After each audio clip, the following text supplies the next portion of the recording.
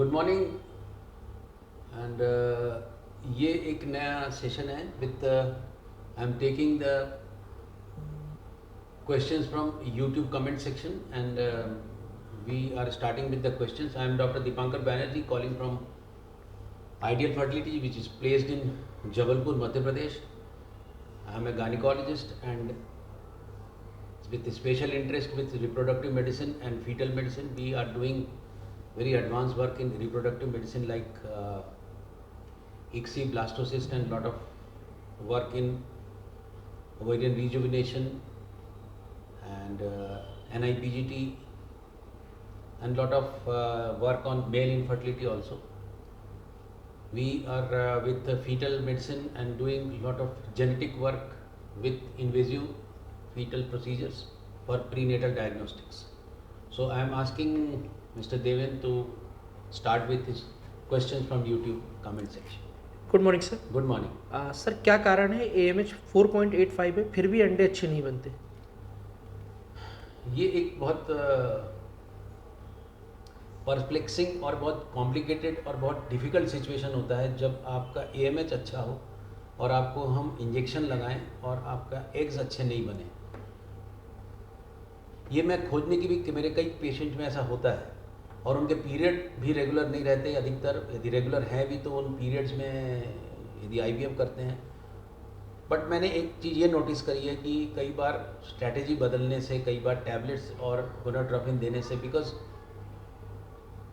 कुछ केसेस में ऐसा भी हो सकता है कि FSH और LH का जो रिसेप्टर्स होते हैं उसमें कोई ऐसा म्यूटेशन हो जिसके कारण दवाई काम ना कर रही है। तो ये एक प्रॉब्लमेटिक इशू तो होता है बट उसको ओवरकम किया जा सकता है। सर क्या यूट्रस में एडिशन और थिन एंडोमेट्रियम के साथ प्रेगनेंसी पॉसिबल है? यूट्रस में यदि एडेशन और थिन एंडोमेट्रियम है, सबसे पहले तो थिन एंडोमेट्रियम को और एडेशन को रिपेयर करना बहुत ज़रूरी है हिस्ट्रोस्कोपी से। फिर उसके बाद में यदि एंडोमेट्रियम बनता है तो बहुत अच्छी बात है, नहीं बनता है तो उसमें फिर हम अगेन PRP का इंजेक्शन लगाते हैं, बहुत सारी दवाइयाँ देते हैं। उसमें यदि हमको 5 से 6 मिलीमीटर या 5 के ऊपर यदि मिलता है तो भी हम एम्ब्रियो ट्रांसफ़र करके हम सफलता पा चुके हैं। सर मैं थैलेसीमिया मेजर हूँ, मेरे हस्बैंड नॉर्मल है, क्या बेबी में चांसेस हैं थैलेसीमिया ट्रांसफ़र होने के? यदि थैलेसीमिया मेजर एक पार्टनर है और एक पार्टनर नॉर्मल है तो ज़्यादा चांस सबसे ज़्यादा चांस तो थैलेसीमिया का कैरियर का ही बच्चा होगा, थैलेसीमिया मेजर का नहीं होगा। Very very rarely autosomal recessive conditions dominant के हिसाब से प्रेजेंट हो सकते हैं बट वेरी रेयर। क्या फाइब्रॉइड का उपचार सिर्फ ऑपरेशन है? फिलहाल तो ऐसा ही है क्योंकि फाइब्रॉइड के उपचार में बहुत सारी दवाइयाँ खोजी गई, बहुत सारी दवाइयाँ लगाई गई, GnRH एनालॉग और मेफिप्रिस्टोन और एंटी प्रोजेस्टेरोन, बहुत सारी दवाइयाँ दी जाती हैं। पर मैंने ये नोटिस किया कि अनटिल अनलेस फाइब्रॉइड को आप ऑपरेट करके निकालो नहीं तो वो फाइब्रॉइड ठीक नहीं होता। और दूसरी बात ये है कि फाइब्रॉइड को ऑपरेशन करने की ज़रूरत तब पड़ती है जब वो एंडोमेट्रियम को इन्वॉल्व करे। सर क्या IVF के इंजेक्शन अगर सही टाइम पे ना लगे तो अंडा नहीं बनता, ऐसा हो सकता है?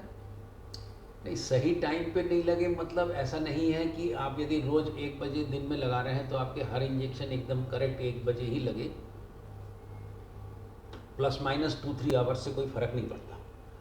बट ये है कि किसी दिन यदि इंजेक्शन मिस हो जाए, खासकर late part of the IVF के ट्रीटमेंट में जिसमें हम सेट्रोलिक्स वगैरह लगाते हैं, तो ब्लड टेस्ट करके ये देख लेना चाहिए कि हार्मोन का कोई इम्बैलेंस तो नहीं हुआ। वो डिटेल में नहीं बता पा रहा हूँ बट कुछ टेस्ट कर लेना चाहिए। यदि वो सब ठीक है तो यू कैन गो अहेड, और यदि वो एबनॉर्मल लगते हैं तो हम कहीं ऐसा भी हो सकता है कि उस साइकिल को अबैंडन कर दें।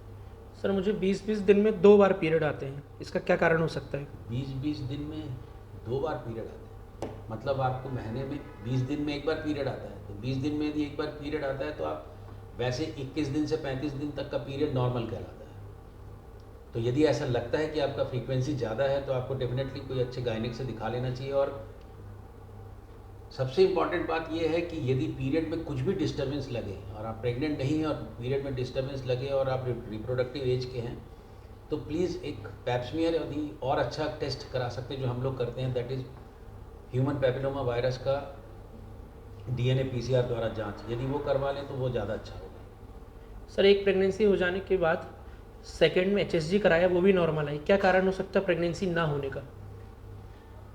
ये क्वेश्चन बहुत इम्पॉर्टेंट है और जो मैं इसमें एक डायग्राम बना के बताना चाहता हूँ कि जब भी ऐसा होता है तो एक प्रेगनेंसी यदि हो गई और उसके बाद आपकी प्रेगनेंसी नहीं हो रही और HSG के साथ में आप बोलते हैं कि ट्यूब खुली है, तो कई बार ये जो ट्यूब खुली है जहाँ से एक अंदर प्रवेश करता है या इस तरफ या इस तरफ, तो जो फर्टिलाइजेशन होता है वो इस जगह पे होता है। फर्टिलाइजेशन की जगह ट्यूब का बहुत इम्पॉर्टेंट पार्ट है और यदि वो ठीक नहीं है, भले ही ट्यूब खुली है, तो ट्यूब के 3 फंक्शन होते हैं मेनली, जो मैं हर बार बोलता हूँ। एक होता है इसको पैसेज देना स्पर्म को और एग को, दूसरा इस फर्टिलाइज्ड एग को खाना देना क्योंकि एक फ्लोटिंग टेनिस बॉल जैसा होता है, और तीसरा इस ट्यूब के मसल में मूवमेंट होती है जिससे ये जो फर्टिलाइज्ड एग है वो वापस यूट्रस में आता है। यदि इस फंक्शन में भी कोई प्रॉब्लम आ जाए तो भी ये नहीं होगी, तब ये फर्टिलाइजेशन होने के बाद या फर्टिलाइजेशन नहीं हो रहा, ट्यूब खुले होने के बाद भी प्रॉब्लम होती है। तो HSG में हो सकता है कि आपका ट्यूब खुला दिखाई दे बट आप प्रेग्नेंट नहीं हो रहा है। सुनने और जुड़ने के लिए बहुत बहुत धन्यवाद। मैं अपने इंस्टाग्राम के साथियों को भी बहुत बहुत थैंक यू बोलता हूँ जुड़ने के लिए। यदि आपको इस वीडियो के कंटेंट अच्छे लगते हैं तो मैं रेगुलरली यूट्यूब के कमेंट से, इंस्टाग्राम के कमेंट से मैं अपने वीडियोस बनाता हूँ और साथ में मैं कोशिश करता हूँ कि कुछ ऐसे क्वेश्चंस का आंसर देने के लिए जो मुश्किल होते हैं। जैसे मैंने कल PGD का एक बनाया था, इसमें एक प्लीज़ बताएं अगर 12 वीक की प्रेगनेंसी में प्लेसेंटा लो लाइंग हो तो कोई रिस्क तो नहीं। 12 वीक्स का जो प्रेगनेंसी है, 12 वीक्स की प्रेगनेंसी में यूट्रस के भीतर जो बच्चा ठहरता है उसका प्लेसेंटा चारों तरफ लगा होता है। इसके बाद एग्जैक्ट प्लेसेंटा प्लेस होगा जो अधिकतर ऊपर की तरफ शिफ्ट होता है। तो आप 12 वीक्स की प्रेगनेंसी को लो लाइंग नहीं बोल सकते क्योंकि वो उसमें कोरियन पूरा चारों तरफ भरा होता है। तो डोंट वरी, यदि आपको कोई प्रॉब्लम नहीं है तो आप 18 to 20 वीक्स में एक स्कैन कराइए, आपका जो एग्जैक्ट प्लेसेंटल लोकेशन है वो काफ़ी पता चल जाएगा। और यदि वो ऊपर होता है तो बहुत प्रॉब्लम नहीं है। Request to be in your live video, view request, 1 minute.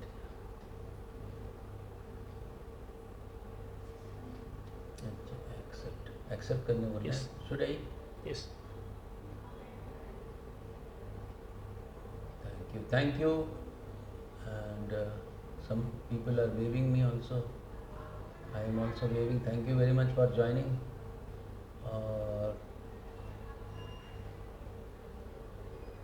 I am looking at the questions. If it is possible, then I can.